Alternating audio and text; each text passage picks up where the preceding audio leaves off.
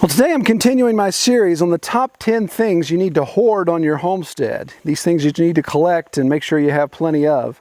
And number 3 is metal roofing. And I chose that simply because there's just a lot of functionality for metal roofing. There's probably a big yellow jacket's nest under there. It's going to nail me, I figure. There's just a lot of function for metal roofing. Corrugated tin, whatever you want to call it. There's all kinds of different types of metal roofing. And I have a pretty good stockpile. I have a construction pile further up the valley. Construction pile where I put my corrugated tin, but then also metal roofing like I have on the barn, the painted metal roofing, finding those extra scraps. Really handy to have because you never know, do I need to make a impromptu coop, a shelter for an animal, a shed for firewood, a lean-to for on the barn for some reason, some additional storage element that you need to keep the weather off of.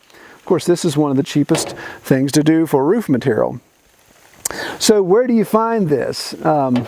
What I usually do is just go around again to construction sites, and if you're looking for the painted metal roofing, check construction sites and see, hey, you guys are putting a metal roof on that house. What are you doing with your extras? Maybe you can collect, maybe it's odds and end pieces, maybe they got some funny cuts in them and things, but sometimes these guys usually end up damaging a piece of metal roofing. They can't return it. Hey, you've got 3 or 4 pieces there that are damaged. How about $10 for the whole lot, or whatever the case may be, and you can work some deals there.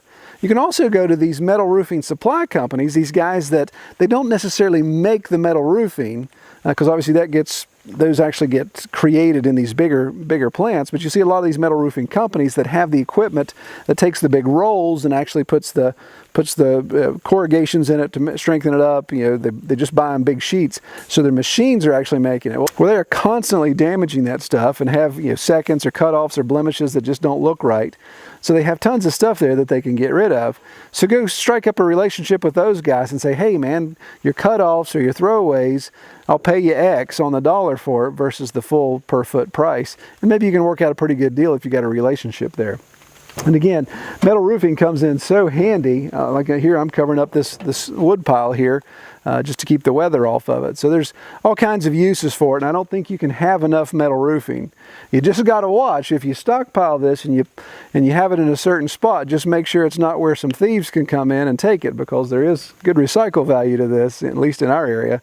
When we first bought the property, we had a bunch of roofing we took off one of the old farmhouses and piled it up about 20 yards from the edge of the road, and the next morning it was gone. Somebody had alleviated all that from us, so something to think about there.